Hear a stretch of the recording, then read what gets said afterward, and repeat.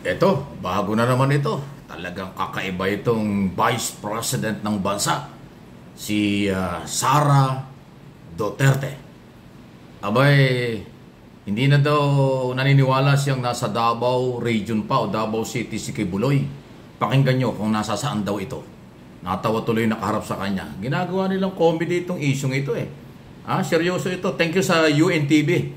Ang UNTV, isa po sa mga respetadong media organization dito sa ating bansa. UNTV, salamat. Pero ito yung report nila. At naka-interest ako rito kasi ginagawang biroan eh. Pero mukhang hindi biro. Mukhang nagseryoso yung ali. Naniniwala si Vice President Sara Duterte na wala na sa Davao si KOJC leader Apollo Kibuloy. Kasunod ito ng nagpapatuloy na pagganap ng Philippine National Police sa religious group leader sa loob ng KOJC compound sa Davao dahil sa arrest warrant laban dito.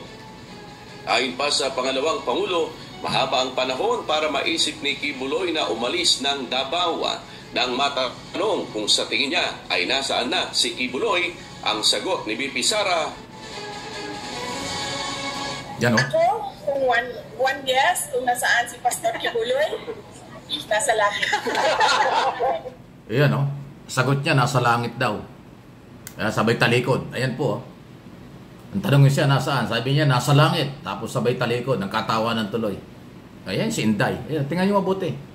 Yan yung pangalawang pangulo ng ating bansa na sa akin pong personal at opinion, dapat ang pangalawang pangulo ng bansa bilang elected vice president dapat tumutulong sa gobyerno para hanapin ang mga may warrant of arrest.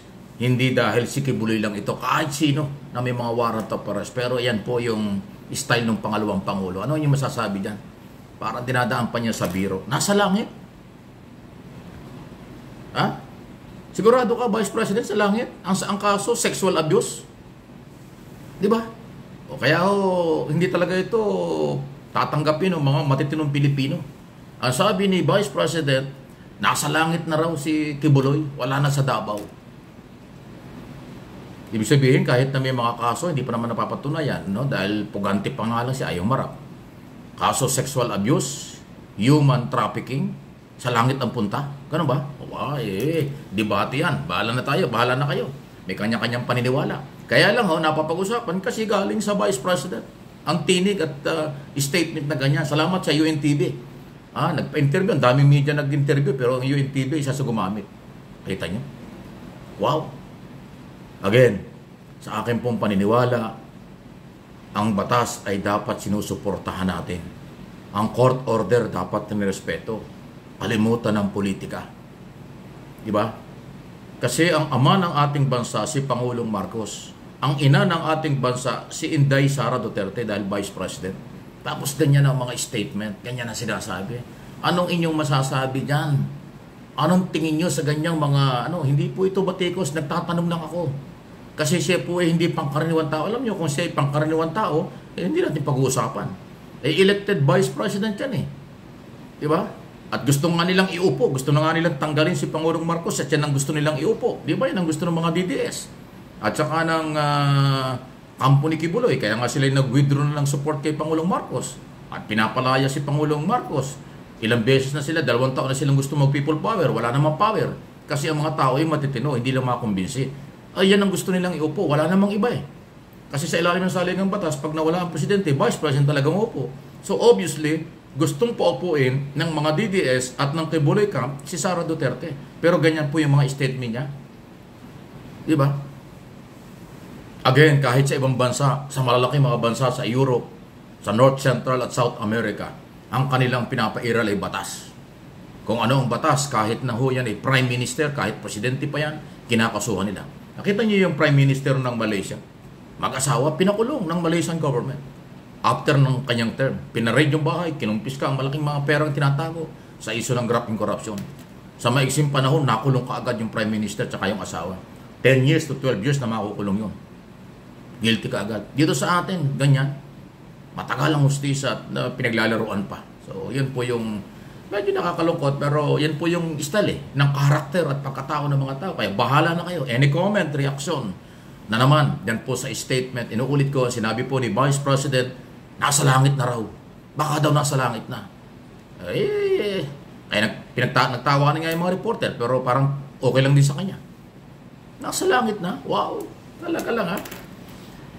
Okay, so hindi talaga tumutulong sa paghahanap. Nangaasar pa ang dating at nangangantsaw pa. Okay, di ba isang kantsaw yan sa mga otoridad? Hanap kayo ng hanap sa Davao, nasa langit na si Kibuloy, ganon? Ganon, Vice? Talaga lang ha? Anyway, samantala sa iba nating issue, kahit po ano mangyari, hindi po titigil ang mga pulis. Patuloy po ang paghuhukay tuloy, paghanap ng mga hukay, tunnel, bunker, mga kwarto na nasa underground. Napakarami na hong na-discover na may underground. Sabi ko naman sa inyo, may ganoon talaga yan. Mga building, bahay niyan, may mga sekretong kwarto at sekretong opisina ng ilalim ng lupa, parang hotel, lobby ng hotel. Ganyan po yung kanyang mga kwarto dyan kung saan saan. Ay si dating Pangulong Duterte, namin na Duterte in public yan, meron siyang kwarto dyan sa tabi ng katedral. Meron siyang kwarto. Kasi may ilan yung kwarto, narating ko yun ng araw eh. May kwarto si Kibuloy yun, baka yun pinagagamit kay Duterte bilang administrator ng kanilang sekta, di ba? Okay, so ano yung masasabi niya sa mga galawang ito? Ang PNP maninindigan. Okay? Hindi aatras ang PNP. Hawak ang warrant of arrest. Kahit pa ho umulan umaraw, kahit pa pagtutol ng kampo ni Kibuloy, hindi ho titigil dahil ang dala-dala ng pulis ay warrant of arrest at hindi nila titigilan hindi lang po yung Davao City, hindi lang po yung tabi ng airport. Lahat ng mga compound, property ni Kibuloy binabantayan ng PNP. Kayo, naniniwala ba kayong si Kibuloy nasa Davao pa o hindi na?